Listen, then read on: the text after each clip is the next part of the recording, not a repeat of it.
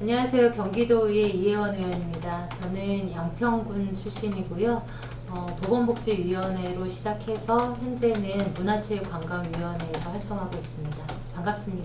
소감이라고 하기에는 아직 1년 정도밖에 안 돼서 말씀드리기나 평가하기는 좀 그렇지만, 일단 기초의원을 할 때는 그 주민들 좀 가까이서 같이 숨결을 느꼈잖아요. 그리고 지역의 현안에 대한 부분들도 챙기지만 민원을 직접 제가 접수를 하고 처리하고 그러는 과정에서 또 주민들과 같이 함께 호흡하는 부분들도 있었고, 조금 더 면밀하게 챙겨볼 수 있는 과정이 있었던 것 같고요. 이제 도의원이 돼 보니까 조금 변화됐다라고 한다고 하면 좀 더 많이 보고 많이 듣게 되고, 그러다 보니까 좀 더 많이 더 넓게 생각하고 행동하지 않나라는 생각들도 들어요. 그래서 실천적인 부분들은 주민들이 만들어 주시는 것 같아요. 그리고 저는 뭐 초기에도 공약이라는 부분들에 대해서 구체화하지는 않았었어요. 공약이 별로. 예, 왜냐하면 그거는 제가 초기 군의원 때도 마찬가지였고, 제가 내는 공약에 대한 부분은 저의 생각이고, 국민들이나 도민들이 얘기하셔서 그런 필요성에 의해서 진행을 해야 된다고 보거든요.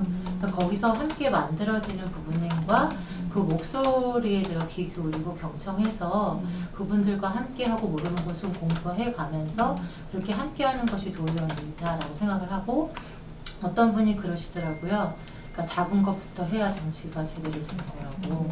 그런 부분들도 또 공감이 들고요. 그래서 좀 가까이서 할 수 있는 의원이 됐으면 좋겠어서 그렇게 하고 있습니다. 그 기초의원이 도의원이 아닐 때가 있었잖아요.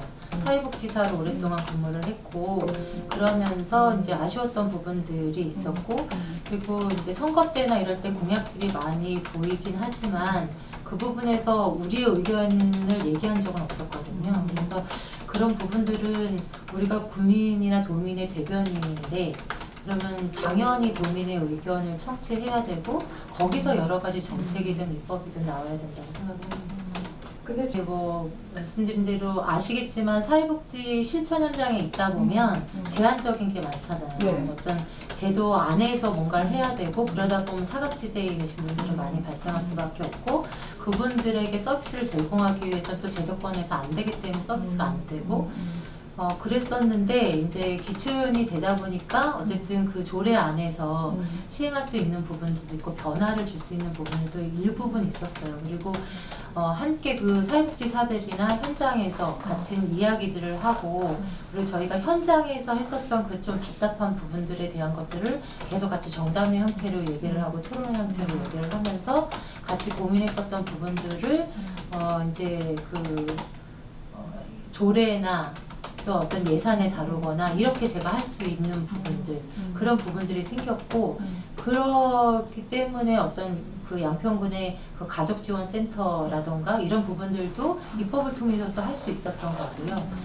그리고 뭐 고령자 쉼터, 고령자에 대한 쉼터도 필요하다 이런 얘기들도 하시는데, 그런 것들도 같이 논의하면서 할 수 있는 부분이잖아요. 그래서 그런 것들의 실천력에서는 좀 강점이 있는 것 같습니다. 그래서 그런 현장에 있는 소리들을 제가 그 같이 이야기하면서 공감하면서 제가 제도적인 부분이나 정책적인 부분으로 발현할 수 있는 장점. 일단은 이 음식 판매 자동차 그 관련 조례는 기존에 있었던 부분이고 일부 개정을 한 건데, 그것은 이제 그 영업 장소 지정에 대한 부분이 너무 이제 한정되어 있다 보니까 소상공인들이 새로 시작을 하거나 업무를 좀 확장하기 위해서 제한이 너무 많았었습니다. 그래서 그 부분에 대한 의견들이 많았었고, 그 부분을 좀 받아들인 거고요. 그 부분이 그 식품위생법을 변경하거나 아니면 우리가 경기도에서 장소에 대한 부분은 저희가 조정할 수가 있기 때문에, 그래서 조례로 그 영업에 대한 부분들을 좀 영역을 확장시켜드렸다 정도로 보시면, 이것이 이제 지자체에 또 문제가 있잖아요. 지자체에서 네. 선정을 하고 영업에 대한 부분들을 허가를 해주시기 때문에, 근데 그런 부분에서 지자체마다 또 지자체 조례를 가지고 제한된 부분들이 또 있습니다. 그래서 그 부분에서 지자체에서 조금 더 영역을 확장해 드리기 위해서 경기도 조례를 바꾼 거고요. 그런 의견도 있었어요.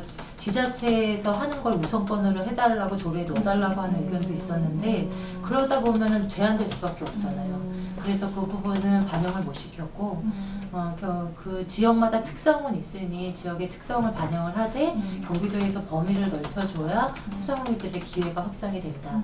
예, 그렇게 생각을 하고 시장도 형성이 돼야지 시장 형성이 되는 거지 일부분에 대한 것들만 제한해서는 안 된다고 생각합니다. 저도 그 발언에 대한 부분은 좀 아쉽고 예. 발언은 여러 가지 방향이 있잖아요. 그쵸. 만약에 청년의 부분에 대한 게 필요하다고 하면 그 부분 방향성으로 얘기해 주시면 되는 건데 약까지. 예, 근데 좀 방향성을 좀 잘못하신 것 같다는 생각은 들고요. 양평도 말씀하신 대로 이제 양평은 그래도 경기도나 전국에서 군 단위에서 인구수가 늘어나는 유일한 곳이에요. 지금도 계속 늘어나고 있고 지금도 12만 5천이라고 얘기를 하거든요. 인구가 양평은 계속적으로 늘어나고 있는 도시이기는 한데 그 중에서도 또 이제 지역이 12개 지역으로 되어 있기 때문에 그 지역에서도 조금 소멸 위기가 있는 지역들은 있습니다. 그래서 한 세 군데, 네 군데 정도 되는데요. 거기는 이제 뭐 전지성 군수님도 그 부분에 대해서 고민하고 계시고 얘기를 하시지만 그 지역에는 특별히 별도의 정책을 발현을 하실 거예요. 그래서 의견들을 지금 그 지역에서 듣고 있고 주민들의 의견이나 행정적인 부분이나 이런 것들을 통해서 그 지역을 어떻게 하면 조금 인구적인 부분이나 정책적인 부분에서 대안을 제시할 수 있을까에 대한 부분과 예산을 투입할 계획으로 알고 있습니다. 그래서 그렇게 준비를 하고 계시는 걸로 알고 있고요. 저 또한 그런 부분에서는 어쩔 수 없이 얘기할 수밖에 없는 거는 이제 지역 균형 발전이잖아요. 네. 양평, 경기도에서도 지금 얘기되는 동북부 지역이 조금 지역 균형적으로 발전을 시켜줘야 되는 곳이고 양평에서도 12개 읍면 중에서는 동부 쪽이 좀 발전이 돼야 됩니다. 그렇기 때문에 동부의 그 지역 균형 발전을 위해서는 뭐 정책뿐만 아니라 솔직히 예산적인 부분들도 많이 투입이 돼야 되는데 이것이 어떤 측면에서는 조금 이렇게 유사한 이 예산도 그러니까 동일한 예산을 책정하는 경우가 맞아요. 한 정책에 동일한 예산, 지역에 상관없이. 근데 그런 부분들에 있어서는 조금 더 구별해야 될 필요성을 지역 있어요. 현장에 맞춰서. 네네. 예. 그렇다면 군수님하고 소통하는 시간이나 대화하는 부분이 좀 많이 계신가요? 저희도 뭐 이제 갑자기 생각이 안 나는데 저희 정당에서 회의하잖아요. 네, 그런 부분이 있을 때도 말씀을 드리고 저희가 현장에서도 많이 봬요. 행사장이나 이런 데서도 많이 뵙기 때문에 가끔 이제 서로 그런 부분들에서는 얘기를 좀 나누고 있고요. 그리고 지금 아까 말씀드린 인구 소멸에 대한 부분이나 좀 사천이 안 되는 이하 지역 같은 경우는 조금 더 특별한 정책이 필요하다라는 의견들도 서로 이야기가 나와서 그 부분이 시행이 되는 거예요. 그리고 또 양평에서 또 경기도의 뭐 지원이라기보다는 서로 상생해야 되는 부분들이 있기 때문에 그런 부분에서도 이야기들을 좀 가끔씩 나누고 있고요. 그런 것들에 대해서는 조금 더 필요하다고 하면 별도의 시간이라도 있어야 될 것 같고 저희는 특히 이제 한 달에 한 번 정도는 그래도 모여서 같이 얼굴 보면서 이야기하자라고 좀 정해놓고 하고 있습니다. 그 양평에는 그 자연과 사람이라고 하셨잖아요. 네네네. 그만큼 살림이 70% 이상이에요. 73%였는데 조금씩 지금 이제 허가가 나고 이러면서 개발이 되면서 조금씩 줄어들어서 한 72% 정도가 될 것 같은데 이제 살림을 활용한 뭐 일자리나 어떤 살림 문화나 그런 부분들에 대한 것들도 많이 관심들이 지금 영역이 확장되고 있고 그리고 그러기 위해서는 양평을 찾아오게 하려면 어쨌든 일자리가 중요하니까 그렇죠. 그런 일자리에 대한 개발이 이제 질적인 부분들 그러니까 우리가 정부에서 지원해 주시거나 도에서 지원하는 것은 대부분 양적 측면이 많잖아요. 그러다 보니까 양평은 양평에 맞게끔 아까 말씀하신 대로 저는 청년 분야에 대한 부분들도 중요하지만 중장년층도 지금 많이 소외되어 있거든요. 그래서 저는 청년과 중장년층에 대한 관심이 많이 필요하다고 보고 있고요. 그리고 또한 노인분들 같은 경우도 재능을 많이 갖고 계신 분들이 계세요. 우리가 베이비붐 세대라고 하잖아요. 그 베이비붐 세대에 저도 마지막 2차 세대거든요. 74년생. 예, 그렇기 때문에 그 세대들이 이제 조금 한 10년 정도 있으면 저희도 다 제대를 해야 되는 상황인데 그렇게 되면 더 일자리에 대한 부분이나 이런 것들은 지금부터 고민을 해야 늦지 않을 거고 그렇기 때문에 그런 부분들을 조금 더 고민을 많이 해야 될 부분이 그 베이비붐 세대들이 양평으로 많이 또 오고 보존을 하되 개발하거나 이 상생할 수 있는 방법을 찾아야 되는 거죠. 근데 지금 뭐 제도적인 부분에서 아마 집행부에서는 당연히 도래나 근거에 의해서 허가를 내줘야 되기 때문에 그 근거에 의해서 하면은 답은 없을 거예요. 근데 그런 부분들이 어떤 정책적인 부분으로 결정이 돼야 될 문제이기도 하고 그때 수혜는 산세태도 있었지만 솔직히 범람한 부분들이 많습니다. 하천 범람도 있었고 수위나 이런 것들이 제대로 안 된 부분들도 있었고 그래서 말씀하신 대로 고민해야 할 문제죠. 당연히. 지금 대부분의 양평 국민들은 그 대안선에 대한 부분을 계속 얘기를 하고 계시잖아요. 일부분은 또 반대하시는 분들도 있겠죠. 근데 현장의 그러니까 예탄 처음 안에 대한 부분 이게 뭐 얘기하자면 솔직히 서사가 길잖아요. 네, 그렇죠. 하지만 그 국토부에서 예탄보다는 대안 노선이 어떤 교통 분산이나 환경에 유리하다라고 판단을 했고 그리고 입장도 밝혔고 근데 이것을 정쟁으로 활용하는 우리 정치인들이 이 부분에 있어서는 조금 제외가 돼야 되지 않겠냐는 저 개인적인 생각입니다. 이 부분은 어쨌든 전문가들이 정상적으로 일을 추진하던 거예요.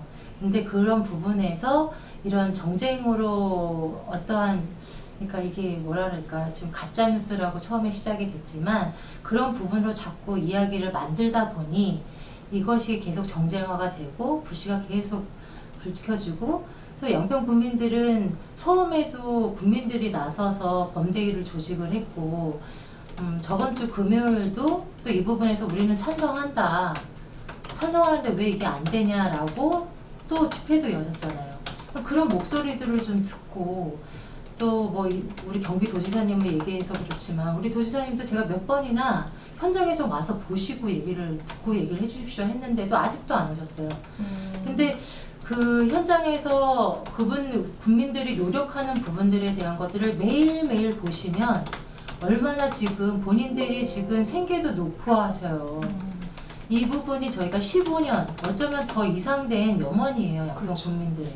그리고 이 IC를 원하는 건 당연한 거 아닙니까? 양평을 지나가서 무슨 소용이 있어요? 양평을 지나서 양정고속도로랑 연결되면 양평은 그냥 지나가는 거예요. 양평 국민들이 이용할 수도 없고 외부에서 우리 관광객들이나 양평을 찾아오시는 대한민국 국민들이 양평에 내려올 수 없는 고속도로잖아요.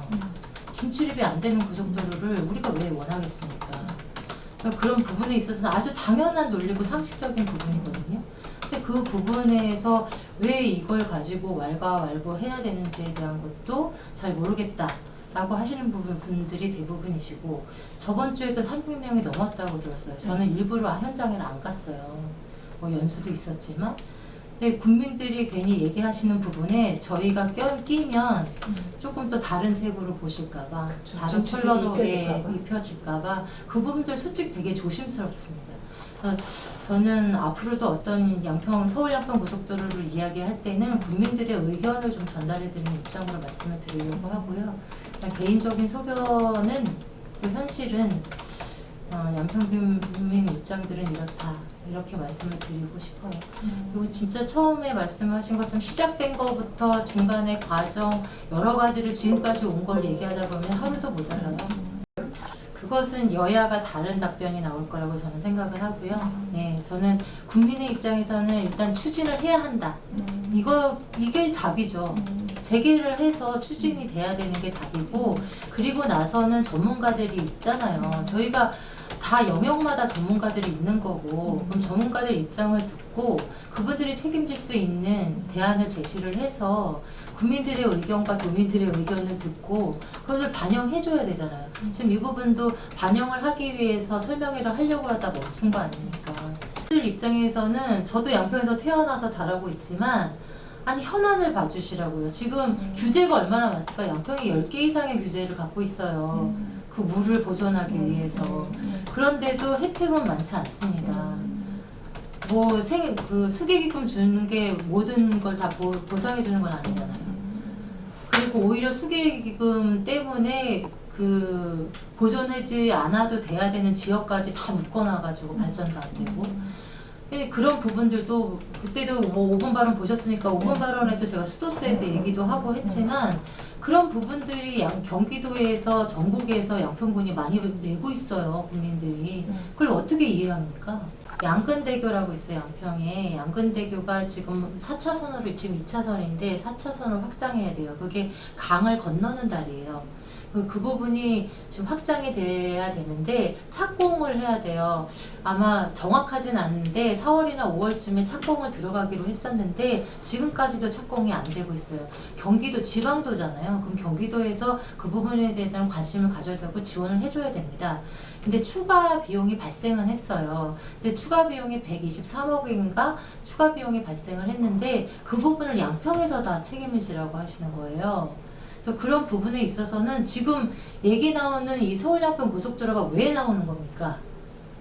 이게 국민들이 이용하게 하기 위한 거고 어떤 교통 분산에 대한 목적도 있을 거고 여러 가지가 있잖아요. 그러면 그 분산을 위해서 도로를 확장하고자 하는 것도 벌써 몇십 년 된 그런 과정이고 정책인데 그 부분도 아직 시행이 안 되고 있고 관심도 벗어나 있어요. 그런 부분들이 뭐 제가 수도 얘기하고 뭐 그렇긴 했지만 그런 부분들이 다 연장선상이거든요. 그렇기 때문에 서울 양평 고속도로가 빨리 재개가 돼야 되는 거고 그러기 위해서는 그런 현안들을 봐줘야 되는 게 맞는 거고 그럼 국민들은 그거 하나 때문에 지금 모든 것이 다 묻혀 있잖아요. 그래서 그러한 노력은 국민들의 의견들을 반영해서 국회의원도 그렇게 활동을 한 거잖아요. 그러면 그런 부분들에 대해서 진행을 하는 과정에서는 제대로 진행을 하고 나서 그런 부분들이 진행이 되는데 절차도 다 안 간 중간에 좀 이런 상황이 생겼으니 국민들이 얼마나 화가 나시고 잠을 못 주무시겠습니까? 그 준공 예정이었거든요. 근데 이렇게 되면은 지금 그 시기도 늦어지는 거죠.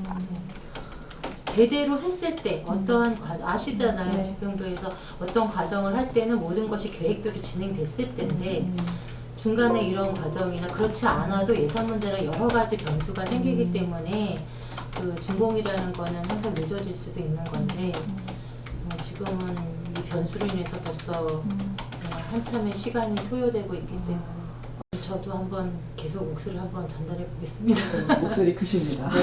네, 경기도의원으로서 한 1년이 지났습니다. 이런 시점에서 도민들에게 조금 더 다가가고 도민들의 의견이 경기도에 잘 전달할 수 있도록 최선을 다해서 뛰고는 있는데요. 부족한 게 많습니다. 조금 더 가까이에서 목소리 듣고 국민들의 의견이 잘 전달될 수 있도록 특히 제 지역구인 양평군과 경기도가 상생 발전할 수 있도록 최선을 다해서 의정활동하도록 하겠습니다. 감사합니다.